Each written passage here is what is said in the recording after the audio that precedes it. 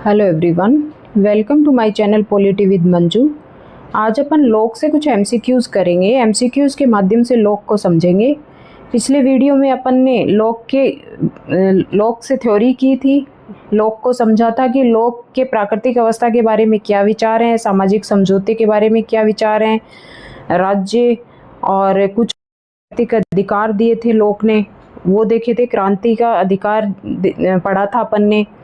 अब अपन एमसीक्यूज करेंगे जिससे टॉपिक बहुत अच्छे से क्लियर हो जाए। निम्नलिखित कथनों पर विचार कीजिए। लॉग की प्राकृतिक अवस्था पूर्व राजनीतिक थी। लॉग की प्राकृतिक अवस्था में प्राकृतिक विधि प्रभावी थी।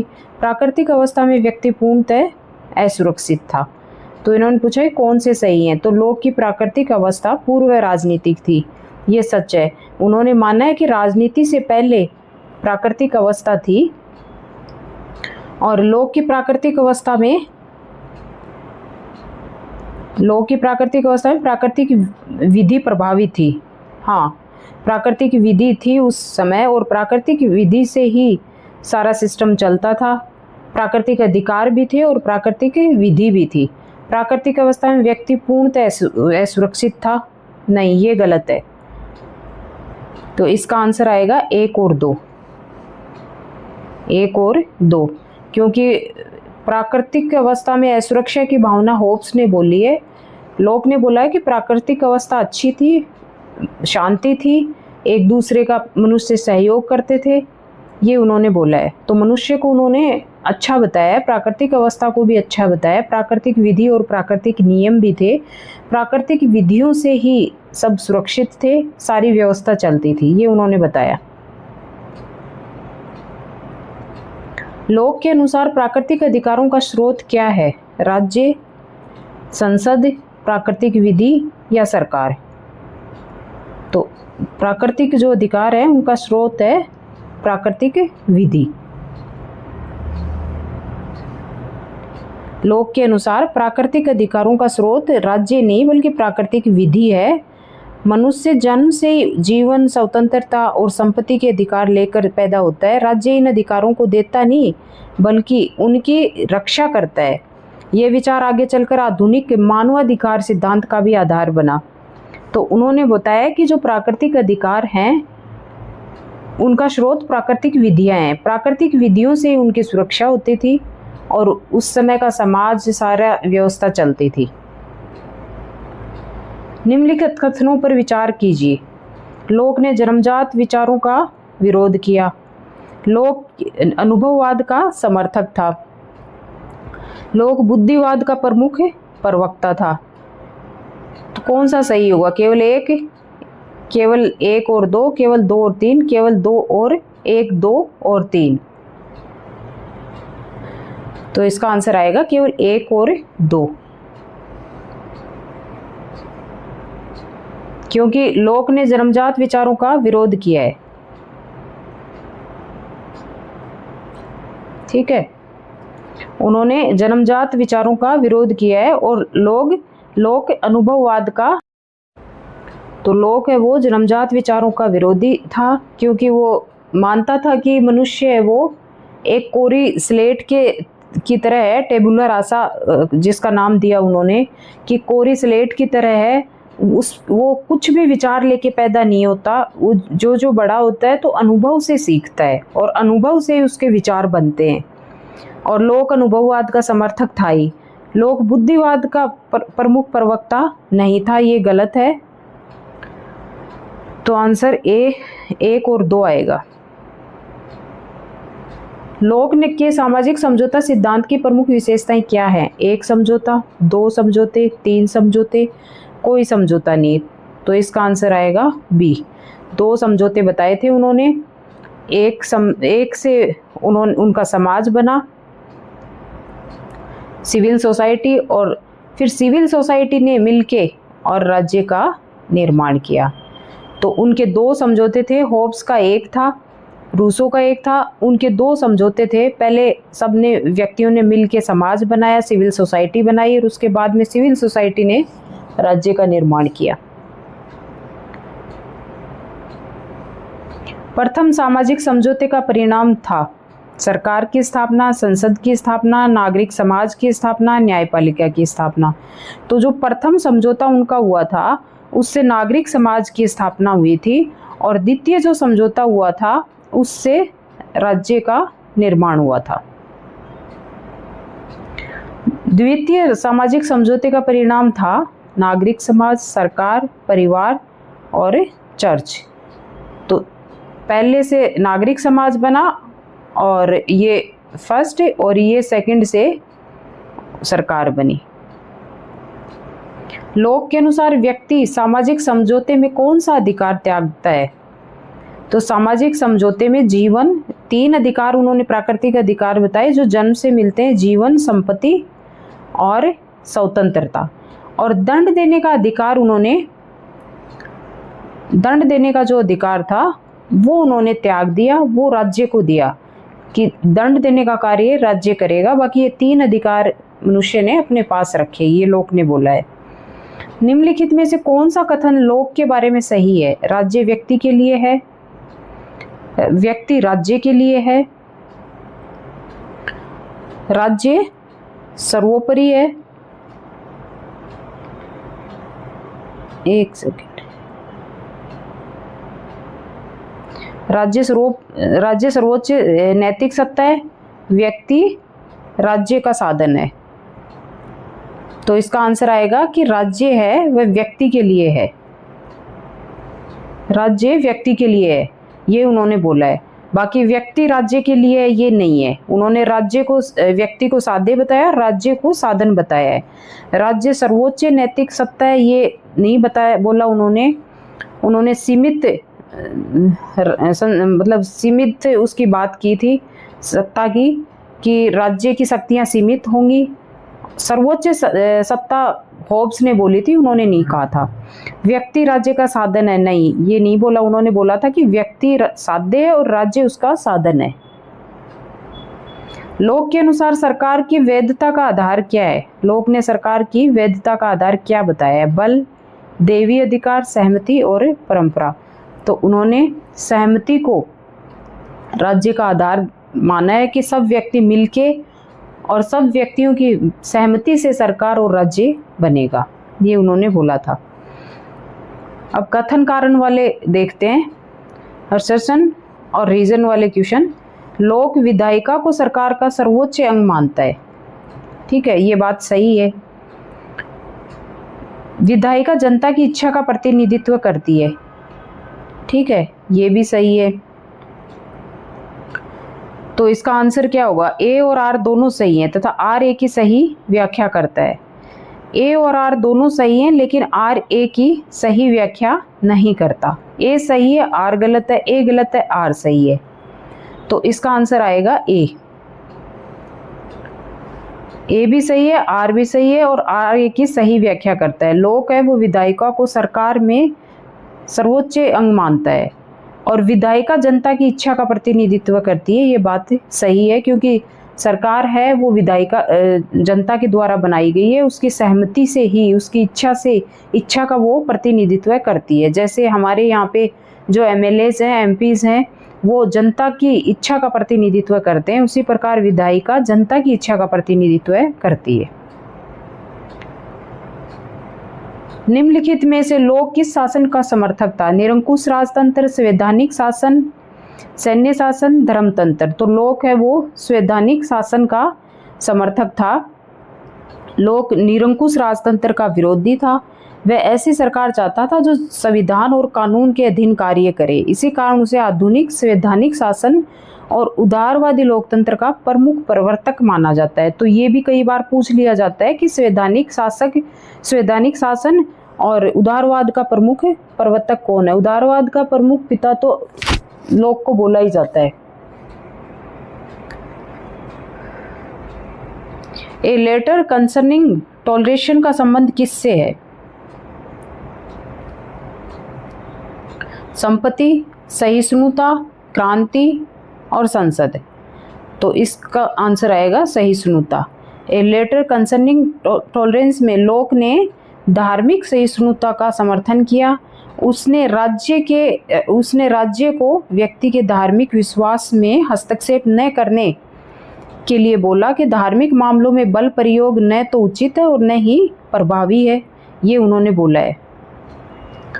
लोग ने धार्मिक सहिष्णुता का समर्थन मुख्यतः किस आधार पे किया? आर्थिक आधार पे, नैतिक आधार पे, राजनीतिक आधार पे और कानूनी आधार पे। तो उन्होंने राजनीतिक आधार पे धार्मिक सहिष्णुता का जिक्र किया है। बेंथम ने प्राकृतिक अधिकारों को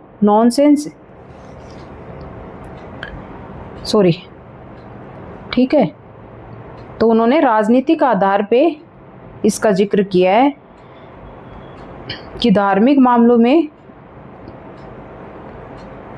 राज्य हस्तक्षेप नहीं करेगा। निम्नलिखित में से किसने लोक के प्राकृतिक अधिकार सिद्धांत को नॉनसेंस अपॉन स्टिल्स कहा? मिल ने, बर्क ने, बेंथम ने और रूसो ने। तो इसका आंसर सी आएगा। बेंथम ने जो प्राकृतिक अधिकार हैं उनको नॉनसेंस अपॉन स्टिल्स कहा। बकवास पर खड़ी बकवास। उसके अनुसार अधिकार हैं वो प्रकृति से नहीं बल्कि कानून से उत्पन्न होते हैं। यह लोक के प्राकृतिक अधिकार सिद्धांत की सबसे बड़ी आलोचना मानी जाती है जो बेंथम ने की थी। उन्होंने जो प्राकृतिक अधिकार हैं उनके लिए बोला कि वो कोरी बकवास हैं। अधिकार प्रकृति से नहीं प्राप्त होते बल्कि राज्य के द्वारा प्राप्त होते हैं। लोक के अनुसार संपत्ति का वास्तविक आधार क्या है? राज्य, श्रम, कानून और धन। तो इसका आंसर आएगा बी। लोक के अनुसार जब व्यक्ति अपने श्रम को किसी प्राकृतिक वस्तु के साथ मिला देता है तो वह उसकी संपत्ति बन जाती है। इसे लोक का श्रम संपत्ति सिद्धांत भी कहा जाता है, लेबर थ्योरी ऑफ प्रॉपर्टी कहा जाता है। और कई बार ये पूछ लिया जाता है कि श्रम का ये सिद्धांत किसने दिया था? तो ये लोक ने दिया था। लोक ने बोला था कि जैसे किसी भूमि पे कोई व्यक्ति मेहनत करके अन्न पैदा करता है तो वो अन्न उसका वो हो गया, मतलब संपत्ति हो गई, क्योंकि प्राकृतिक जमीन है, वो भूमि है, वो प्राकृतिक है और उसने उस पे अपना श्रम लगाया। निम्नलिखित कथनों पर विचार कीजिए। संपत्ति प्राकृतिक अधिकार है, श्रम संपत्ति का आधार है, श्रम राज्य की देन है। तो केवल 1 और 2, केवल 2 और 3, केवल 1 और 3 और केवल 1, 2 और 3। तो इसका आंसर आएगा ए। संपत्ति प्राकृतिक अधिकार है। जो लोक ने 3 अधिकार बताए उनमें एक संपत्ति का अधिकार है। श्रम संपत्ति का आधार है। ये बात सही है कि संपत्ति जो भी प्राकृतिक वस्तु है उस पे श्रम करके संपत्ति अर्जित की जाती है, ये भी सही है। संपत्ति राज्य की देन है, ये गलत है। तो इसका आंसर आएगा 1 और 2। सॉरी,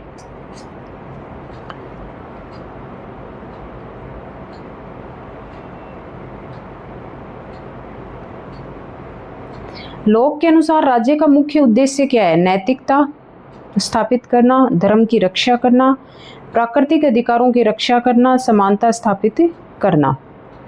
तो इसका आंसर आएगा प्राकृतिक अधिकारों की रक्षा करना, ये इसका आंसर आएगा। लोक के अनुसार राज्य का मुख्य कार्य जीवन, स्वतंत्रता और संपत्ति की रक्षा करना है। राज्य का उद्देश्य है वो लोगों के नैतिक या धार्मिक नियंत्रण से अधिक उनके अधिकारों की सुरक्षा करना है। नैतिक और धार्मिक मामलों में राज्य ना पड़े, ये उन्होंने बोला है। और जो प्राकृतिक अधिकार हैं उनकी राज्य रक्षा करे। अपील टू हेवन शब्द का संबंध किससे है? प्राकृतिक अधिकार, धार्मिक सहिष्णुता, क्रांति का अधिकार, संपत्ति। तो इसका आंसर आएगा सी, क्रांति का अधिकार। ये लोक ने उस स्थिति के लिए किया है जब सरकार जनता के अधिकारों का हनन करती है और वो संवैधानिक मार्ग, मतलब संविधान के अनुसार सरकार ना चले। ऐसी स्थिति में जनता को क्रांति का अधिकार है। तो उसको उन्होंने अपील टू हेवन बोला है कि यदि सरकार संविधान के अनुसार ना चले, जनता के अधिकारों का हनन करे, तो फिर उस जनता को क्रांति, सरकार के खिलाफ क्रांति करने का अधिकार है।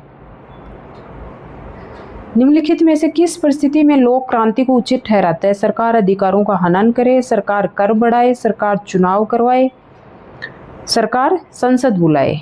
तो इसका आंसर आएगा सरकार अधिकारों का हनन करे। लोक ने बोला है कि यदि सरकार अधिकारों का हनन करती है और संविधान के अनुसार ना चले तो फिर क्रांति का जनता को अधिकार है, ये लोक ने बोला है। निम्नलिखित में से कौन सा लोक के उदारवाद का तत्व नहीं है? सीमित सरकार, व्यक्तिगत स्वतंत्रता, सहिष्णुता और सर्वसत्तावाद। तो इसका आंसर आएगा डी। निम्नलिखित में से कौन सा लोक के उदारवाद का तत्व नहीं है? तो सीमित सरकार, लोग चाहता था कि सरकार सीमित रहे, उन्होंने सरकार को रात्रि प्रहरी, पुलिस राज्य इन सब से संबोधित किया है। व्यक्तिगत स्वतंत्रता के वो पक्षधर हैं कि व्यक्ति को स्वतंत्रता जन्म से मिली होती है, और सहिष्णुता के वो पक्षधर हैं कि जो व्यक्ति, राज्य को व्यक्ति के धर्म में, नैतिक मामलों में हस्तक्षेप नहीं करना चाहिए। सर्वसत्तावाद के वो विरोधी हैं, सर्वसत्तावाद के समर्थक होब्स थे। तो ये गलत है सर्वसत्तावाद। लोक के अनुसार लोकतंत्र क्या है? अंतिम लक्ष्य, साधन, बाधा और आदर्श राज्य।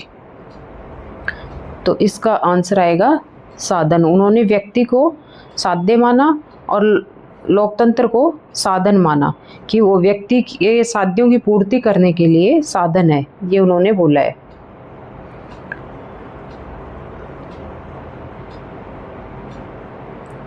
निम्नलिखित में से कौन सा कथन लोक और होब्स के बीच अंतर को दर्शाता है? दोनों प्राकृतिक अवस्था को युद्ध की अवस्था मानते हैं। नहीं, दोनों निरंकुश संप्रभुता के समर्थक हैं, ये होब्स हैं, वो नहीं।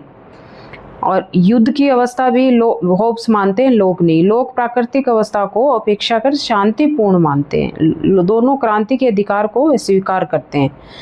तो इसका आंसर आएगा सी। लोक है वो प्राकृतिक अवस्था को अपेक्षाकृत शांतिपूर्ण मानते हैं और दोनों क्रांति के अधिकार को स्वीकार करते हैं। तो ये लोक है वो क्रांति के अधिकार को स्वीकार नहीं करते। वो कहते हैं कि क्रांति, जब सरकार जनता की आशाओं को पूरा ना करे, संविधान के अनुसार ना चले, तो जनता को क्रांति करने का पूरा अधिकार है, ये उन्होंने बोला है। और निरंकुश संप्रभुता के समर्थक होब्स हैं। प्राकृतिक अवस्था को युद्ध की अवस्था होब्स मानते हैं, लोक नहीं। निम्नलिखित कथनों पर विचार कीजिए। लोक को आधुनिक उदारवाद का जनक कहा जाता है। लोक व्यक्तिवादी विचारक था। लोक सर्वसत्तावादी राज्य का समर्थक था। तो 1 और 2, केवल 2 और 3, केवल 1 और 3, केवल 1, 2 और 3। तो इसका आंसर आएगा केवल 1 और 2, क्योंकि लोक है वो आधुनिक उदारवाद के जनक कहे जाते हैं। लोक व्यक्तिवादी विचारधारा के समर्थक थे, ये सही है। लोक सर्वसत्तावादी राज्य का समर्थक नहीं था, वो होब्स थे।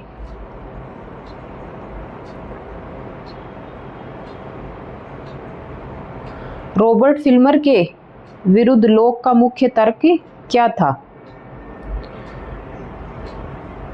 देवी अधिकार असंगत है, संसद सर्वोच्च है, चर्च सर्वोच्च है, समाज राज्य से पूर्व है। तो फिल्मर के विरुद्ध लोक का मुख्य तर्क था कि देवी अधिकार असंगत है। रॉबर्ट फिल्मर ने राजाओं के देवी अधिकार का समर्थन किया था, लेकिन लोक ने इसका विरोध करते हुए कहा कि राजनीतिक सत्ता का आधार देवी अधिकार नहीं हो सकता, बल्कि जनता की सहमति है। तो उन्होंने फिल्मर का इस आधार पर विरोध किया था। लोक की दृष्टि में विधायिका की सर्वोच्चता किस पर आधारित है? सेना, जनता की सहमति, राजा की शक्ति, धर्म। तो इसका आंसर आएगा बी। विधायिका इसलिए सर्वोच्च है क्योंकि वह जनता की सहमति और इच्छा का प्रतिनिधित्व करती है। उसकी शक्ति का स्रोत राजा नहीं बल्कि जनता है, ये उन्होंने बोला था।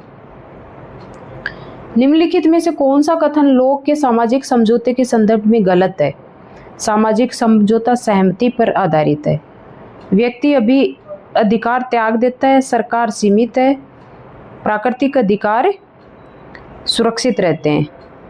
तो इसका आंसर आएगा बी, क्योंकि सभी व्यक्ति अधिकार त्याग देता है, ये गलत है। वो सिर्फ दंड देने का अधिकार त्यागता है, बाकी अधिकारों का त्याग, जो प्राकृतिक अधिकार लोक ने बताए, जीवन, स्वतंत्रता और संपत्ति का, उसका त्याग वो नहीं करते। बाकी दंड देने के अधिकार का वो त्याग करते हैं, तो ये गलत है। बाकी सामाजिक समझौता सहमति पे आधारित है, ये सही है। सरकार सीमित होनी चाहिए, ये भी सही है। प्राकृतिक अधिकार सुरक्षित रहते हैं, ये भी उन्होंने सही बोला है। निम्नलिखित कथनों पे विचार कीजिए। लोक सीमित सरकार का समर्थक था, सही है। लोक ने जनता को क्रांति का अधिकार दिया, ये भी सही है। लोक ने प्राकृतिक अधिकारों की अवधारणा को प्रतिपादित किया, ये भी सही है। तो इसका आंसर आएगा 1, 2 और 3।